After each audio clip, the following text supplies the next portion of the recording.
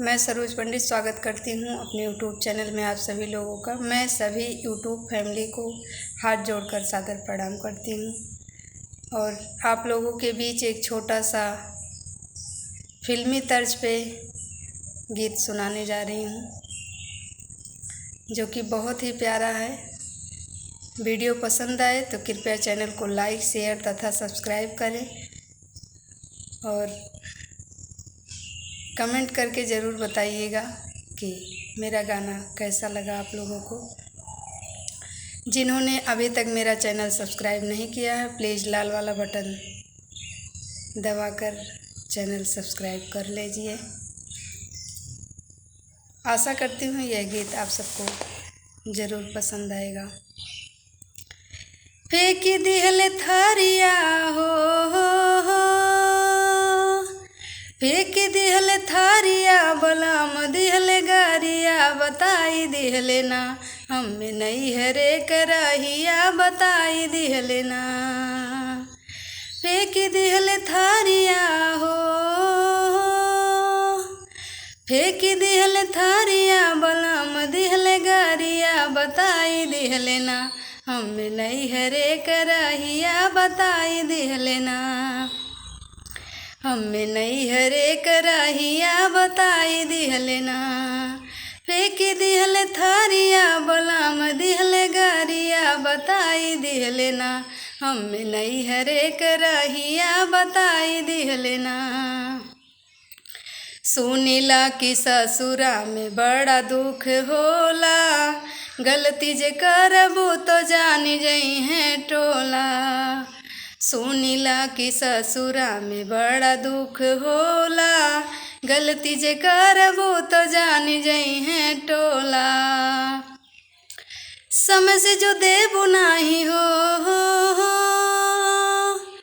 समय से जो देबू नाही एक लोटा पानिया बोलाई ले है ना। घर में चारी गो गोतिनिया बोलाई ले है ना। घर में चारी गो गोतिनिया बोलाई ले है ना।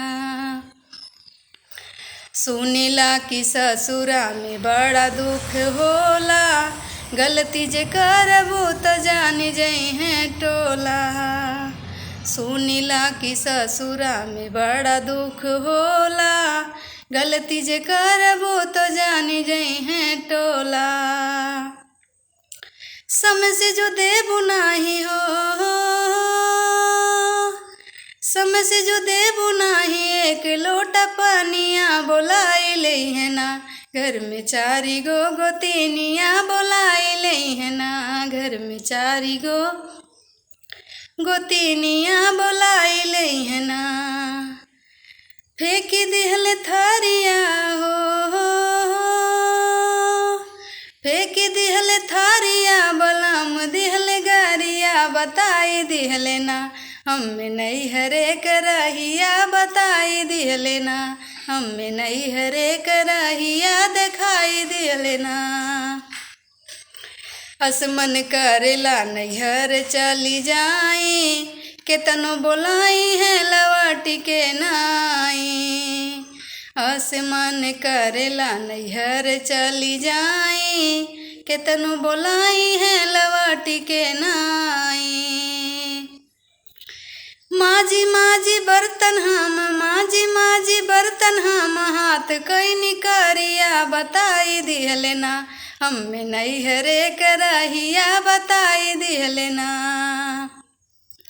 फेंक दिहल थारिया हो फेंक दिहल थारिया बलाम दिहल गारिया बताई दिहले ना। हमें नहीं हरे कराहिया बताई दिहले ना। हमें नहीं हरे कराहिया बताई दिहले ना। असमन करेला नैहर चली जाई, केतनो बोलाई है लवाटी के नाई। असमन करेला नैहर चली जाई, केतनो बोलाई है लवाटी के नाई। माजी माजी बर्तन हम बर्तन हम हाथ कैनी करिया बताई दिहले ना। हमें नैहरे कराहिया दिखाई दिहले ना। फेंकी दिहल थारिया, फेंकी दिहल थारिया, बलाम दिहल गरिया बताई दिहले ना।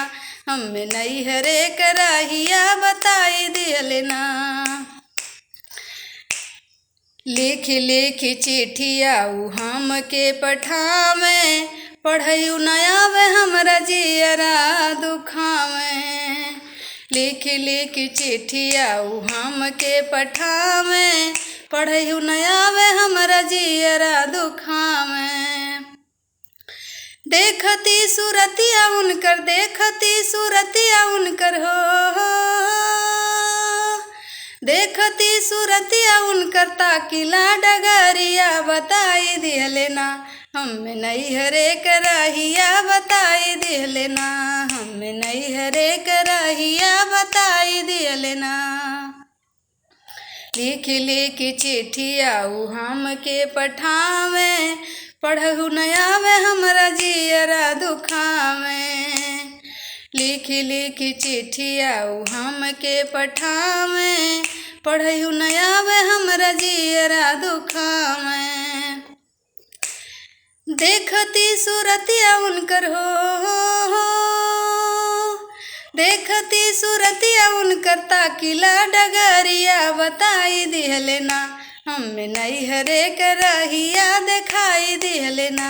हमें नैहरे कराहिया बताई दिहले ना। फेंक दिहल थारिया हो, फेंक दिहल थारिया, बलम दिहल गरिया बताई दिहले ना। हमें नैहरे कराहिया दिखाई दिहले ना। हमें नैहरे कराहिया दिखाई दिहले ना। हमें नैहरे कराहिया बताई दिहले ना। फेंक दिहल थारिया हो, फेंक दिहल थारिया, बलम दिहल गरिया बताई दिहले ना। हमें नैहरे कराहिया बताई दिहले ना। हमें नैहरे कराहिया बताई दिहले ना। तो हेलो दोस्तों, यह गीत आप लोगों को कैसा लगा ज़रूर बताइएगा। जिन्होंने अभी तक मेरा चैनल सब्सक्राइब नहीं किया है, प्लीज़ आप सबसे विनम्र अनुरोध है कि प्लीज़ लाल वाला बटन दबाकर मेरा चैनल ज़रूर सब्सक्राइब कर लीजिए, ताकि मेरे गाने का हर एक नोटिफिकेशन आप लोगों तक पहुंचता रहे। मिलती हूँ नेक्स्ट वीडियो में, तब तक के लिए बाय बाय।